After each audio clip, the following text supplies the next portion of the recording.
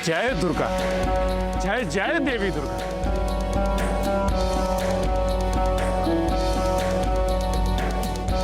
प्रणाम स्वीकार करें माता।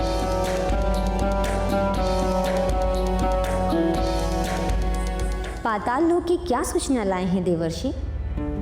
क्या चाहता है महिषासुर? क्या उसने अपनी स्वर्ग लोक की सत्ता त्याग कर पाताल लोक में निवास करने का निर्णय ले लिया है? नारायण नारायण, ऐसा तो वो स्वप्न में भी नहीं सोच सकता माता दुर्गा। संभव है वो इतना शक्तिशाली हो? निश्चित ही वो शक्तिशाली है माता दुर्गा। देवी पार्वती और देवी लक्ष्मी ने जो आशंका प्रकट की है वो सत्य है, जिसका सामना करने में सृष्टि के जन्मदाता ब्रह्मा, पाताल विष्णु और संहारक महादेव स्वयं को भी सक्षम नहीं पा रहे हैं। उसकी शक्ति का अनुमान आपको स्वयं लग सकता है। आप मुझे भयभीत करने का प्रयास कर रहे हैं देवर्षि।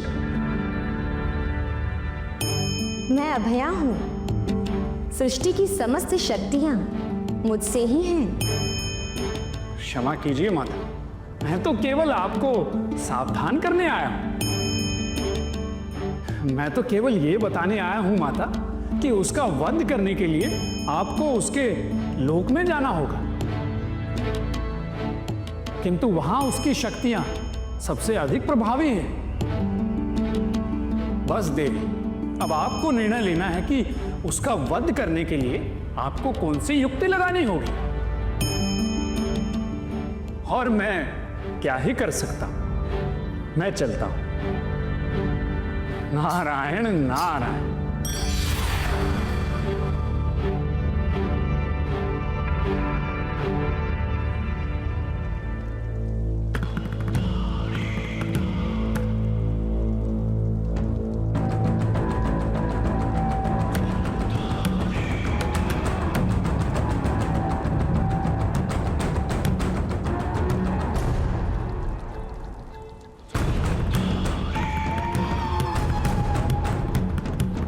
प्रणाम स्वीकार करें दैत्य गुरु।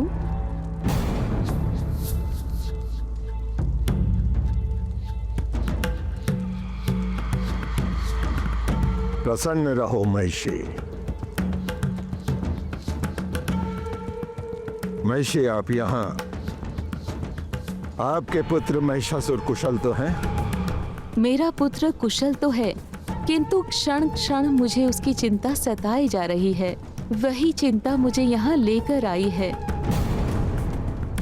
कदाचित आप मेरी चिंता का कोई समाधान बता दें। आपकी चिंता का क्या कारण है?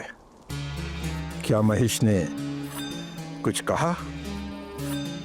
क्या उसने कुछ अनुचित कार्य किया? मेरी आंखें फड़क रही हैं गुरुदेव।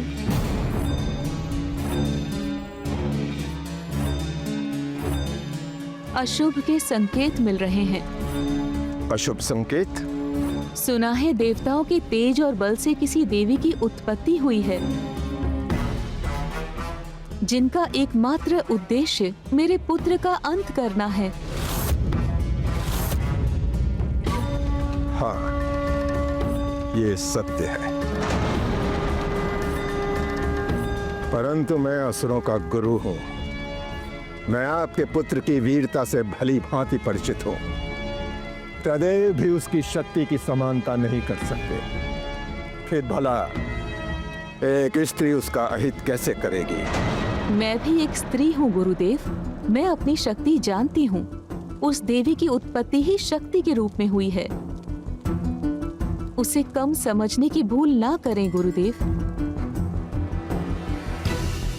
स्त्री की शक्ति से ही इस सृष्टि की उत्पत्ति हुई है। स्त्री ही जगत की उत्पत्ति का कारण है। मैंने और दानवराज रंभ ने बड़े तप के पश्चात पुत्र महिषासुर को पाया है, और मैं उसे खोना नहीं चाहती गुरुदेव। यदि उसे कुछ हुआ तो हमारा जीवन व्यर्थ हो जाएगा। आप माता हैं, और संसार में प्रत्येक माता की भावनाएं ऐसी ही होती हैं। आपकी चिंता स्वाभाविक है। मैं उसका भविष्य स्पष्ट देख रहा हूं। वो योद्धा है, अपने आत्मबल से उसने स्वर्गलोक पर अधिकार किया है। मैंने उसे केवल सावधान रहने का परामर्श दिया है, शेष उसकी इच्छा। महेश का एक ही संकट है और वो है उसका क्रोध। क्रोध में वो उचित अनुचित नहीं देखता। मैं चाहती हूँ कि आप उसे देवी दुर्गा से युद्ध नहीं करने का परामर्श दें। अपनी ममता में वशीभूत होकर आप उसे युद्ध करने से न रोकें। वो सर्वशक्तिमान है, त्रिभुवन की कोई भी शक्ति उसके सामने नहीं ठहर सकती। तो लोक में ऐसी कोई शक्ति किसी में नहीं है जो उसका मार्ग बाधित करे।